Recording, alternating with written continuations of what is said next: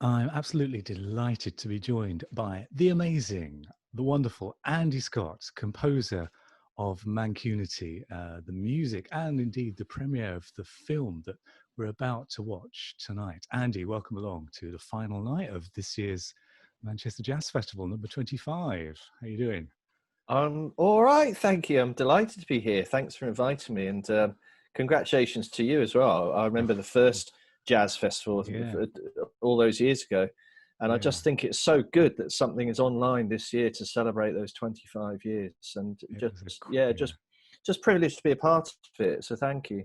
Oh, it's brilliant to have you part of it, Andy. It's great. I mean, also amazing to see the musicians I've tracked over those 25 years and still so many amazing players with us making amazing music, which is what it's all about, really. Yeah. And we're here to, well, let's share with everyone. We're here to watch this premiere. But this was a piece from last year's festival, wasn't it? It was a special commission, the MGF Originals Commission from 20, last year, 2019. And it's called Mancunity with a reason, I think, Andy. And you had a special kind of sense of spirit behind you, didn't you? Yeah, absolutely. I moved to Manchester in 1985, and before that, my parents were from Manchester, Manchester and Liverpool actually. They were both northwest based. My dad took a job down in Bournemouth years and years ago as a music teacher, and and when I was 18 or 19, I moved back up to Manchester to study at the Royal Northern College of Music. I mean, this is like a lifetime ago now, but I've been in the northwest ever since. I'm currently living in Sandbach in Cheshire, but I'm in Manchester every week, and there's just something so special about the place. And when I was talking to the Jazz Festival and I was approached to write this piece, I just thought, right, I'm going to try and get a group of musicians together who are all brilliant, because there are so many good musicians in Greater Manchester. It was whittling it down to 12 for this particular project. You know, loads of people could have done it. But then, yeah, thinking about the city itself and some of the kind of memories of it and some of the iconic places in Manchester. For example, very briefly, St Anne's Church. I've got an old concert programme at home from 1933, and that's my grandma, and she gave a solo piano recital there. And then when I was writing this piece, I knew we'd be opening the Jazz Festival last May, on the stage right in front of that church, St Anne's Church. And of course, that is so poignant in itself anyway, because, you know, the floral tribute there a few years ago now to the victims. It was like, so there's some heavy stuff and it's just such a fantastic city, and the spirit of the people, which is what I dedicated Mancunity. It was to the spirit of the people of Manchester. So when you do get some kind of adversity or something happening, it's the way that everyone rallies around, and it's what makes the city great for me. So I'm kind of still an adopted northerner, you know. Yes. But but I've been here quite a while now, so it was a real privilege to get this commission, and then to spend quite a long time mulling this over. It wasn't right, here we go, let's write a piece.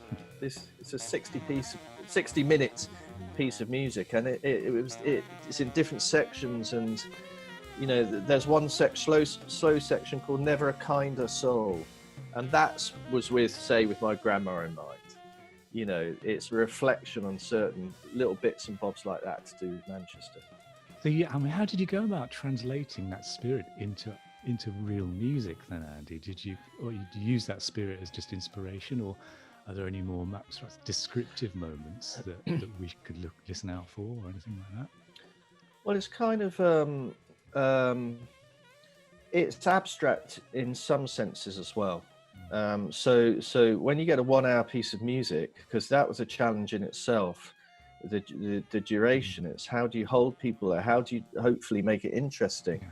And featuring all the different musicians, which was the great thing about having that length of time, is with improvising musicians and jazz musicians, you can open things up and you say, right, let's have a guitar solo there, let's do this there, and so on. But at the same time, you can have some big sections where it's all fully notated. But for me, and I remember speaking about this new music nowadays, it's quite often, especially in sort of contemporary classical music, you know, a lot of time and effort goes into a piece of music, but then it might only be ever played once.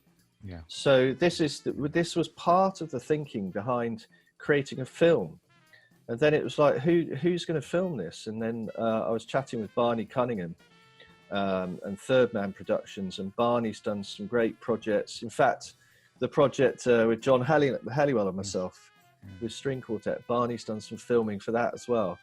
And I said to him, listen, I don't have all this pinned down in my head. We've got the music now, but I want this. It's all about Manchester. And anyway, this is quite fortuitous. Just before the lockdown, we spent a day going round Manchester, just walking round and him filming. So now we have this film that is a mixture of the studio footage. We recorded it on the 4th and 5th of January. So you got your studio footage. And then I said to Barney, right, you edit it, give me a first draft and mix in the scenes from around the city. And the first draft was like pretty damn close anyway. He did a great job, and it's kind of nitty gritty, you know. We were around the Northern Quarter, Coast, New Islington. There wasn't time to go around everywhere, of course, because you get into a little bit of the detail that maybe you don't see when you're walking around all the time. But the point at sea now is we've got these scenes of like everyday life in Manchester, which is, I'll be interested to know what people think, you know, seeing all this. And so whilst the filming is abstract in one sense and a kind of backdrop for the music, it's taken on, I think, you know, a lot more significance.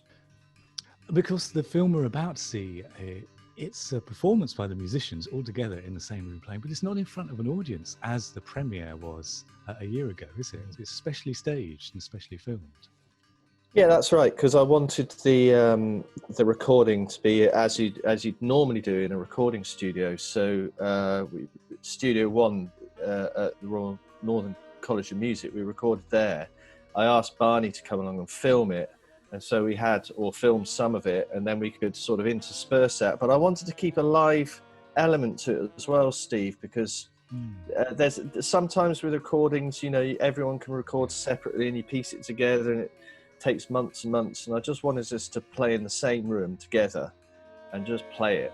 So, you know, there are little blemishes in it. There's this and that that's not quite tight, but there's a sort of live element to it, I think. And I'm kind of referring to some of the amazing improvisers and musicians in the group who are playing. You know, there's unbelievable solos. So yeah, it was trying to keep that live element to it. Yeah, and we've got all that to look forward to in the next hour or so of this. So what's the future for the piece, Andy? Any more plans after this? Where do you want to take it? Or my main thing at the moment, Steve, was just to think, right, let's have this readily available for people to see. I didn't want it to be kind of a well-kept secret that relies on being played live. And obviously this was all before lockdown and what's happening now.